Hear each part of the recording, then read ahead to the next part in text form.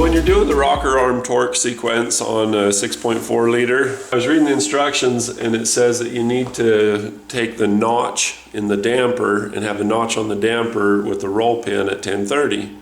What the hell are you talking about, instructions? And then in parentheses it says at the front of the truck. I'm like, are you trying to say harmonic balancer? Are you trying to say the whole? And as it turns out, they are.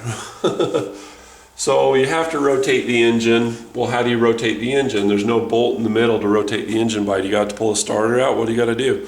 These are 3/4 inch or 19 millimeter, and as long as your glow plugs or your fuel injectors are out, you can do this.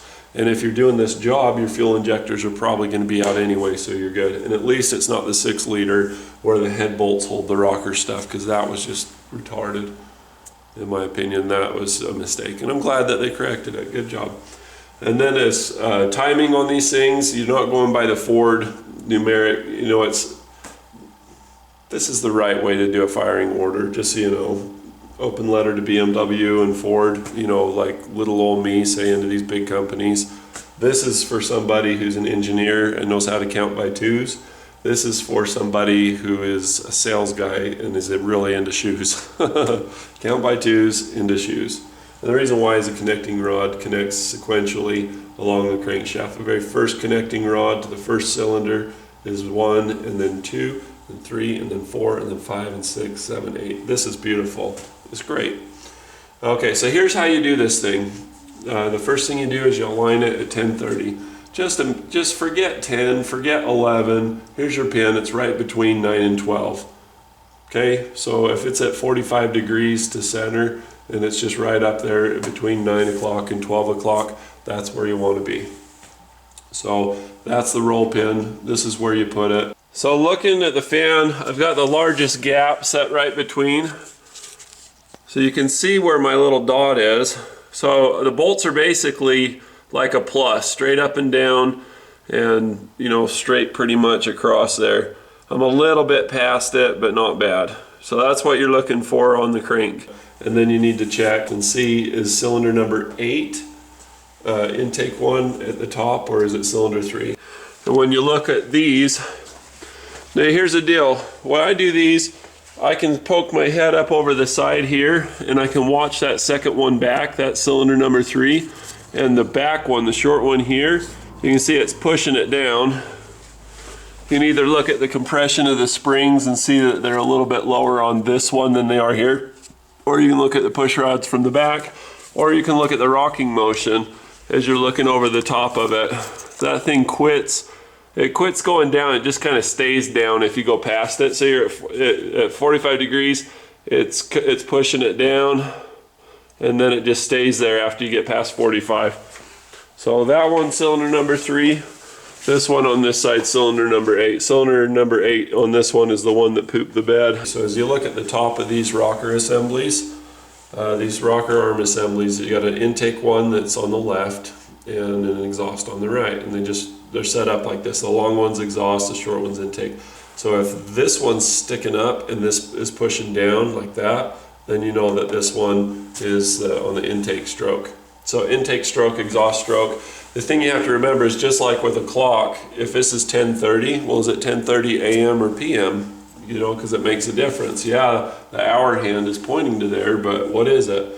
So this is the way you tell. So AM, I'm saying, is the first one you do, and that's when your number 1 cylinder is at the firing position. So basically the intake valve is all the way open when you're at top dead center on the number 1 or firing position.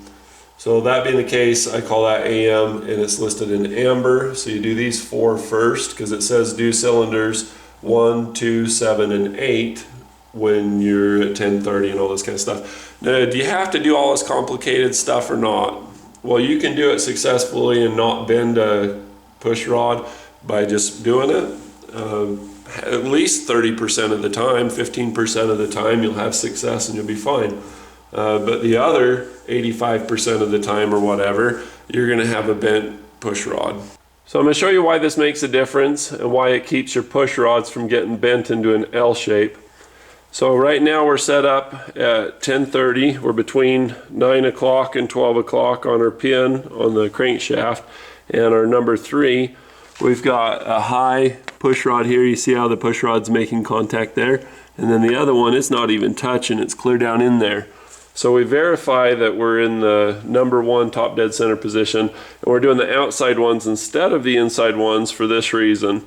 If we're to tighten that down now, with it not making contact, it would bind down on it funny or kick it out funny, and then as soon as you go to run it, it's just going to make contact where it shouldn't and just make a mess. Let's look at the other side.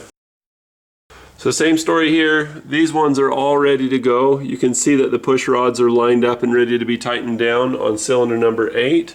And the same story on cylinder number 2. Everything's just nice and in position. But what about the other cylinders? When we look at this one, it's kind of lined up. But when we look at cylinder number 6, and this is usually the one that gets bent, it's not lined up or it's not ready. But the big ones, 3 and 6. So long story short, you know, if you want to have a successful install and you don't want to have your push rods look like an L, if you don't want that popping from the exhaust, just do it this way.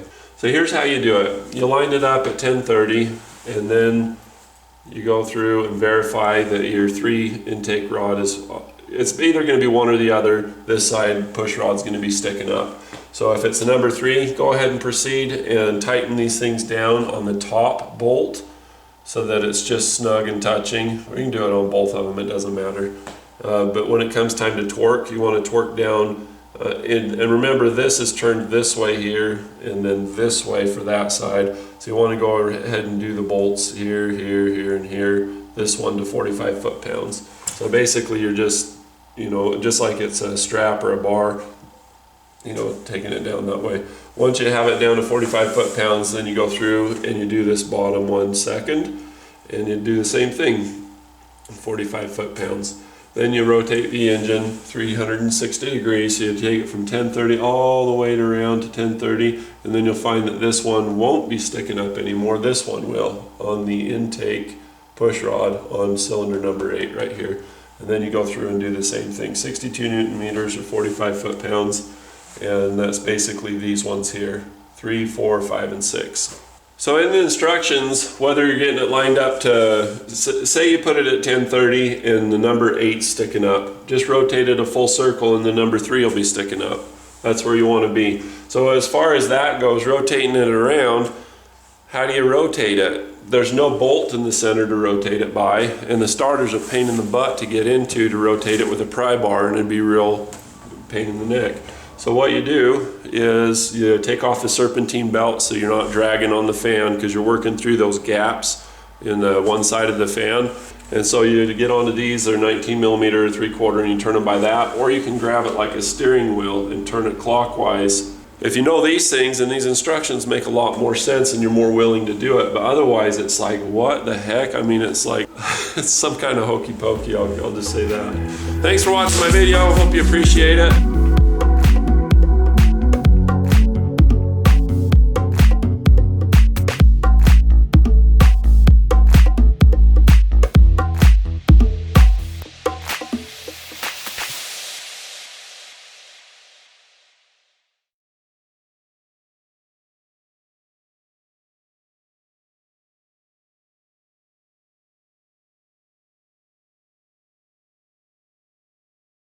True blue, huh? All the So that's way. the hardest rock in the area, huh? You said that's what they used to chip. That's what they used to chip it. Yeah. Blue rock art. Like we see right here. Not that guy's head, that.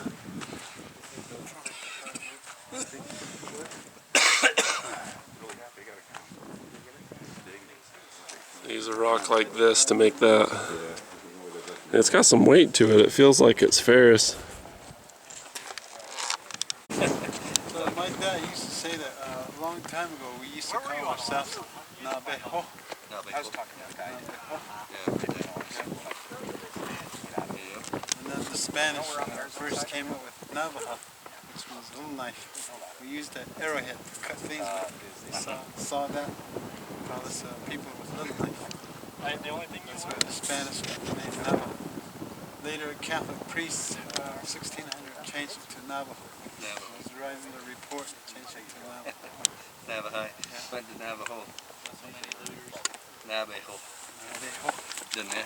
You say yat-ish, yat-ish. You say that. It means, are you good? Do you feel well? That was the word used there. You The word noticed the difference, Yeah. didn't you, when he said that? You didn't say Yatehesh. yataish. Yatesh. The ish It's means. different than Yatehe. Yeah. Then the word for the greeting word was hojongo. Yes. Yeah. Yeah. Hojongo. The word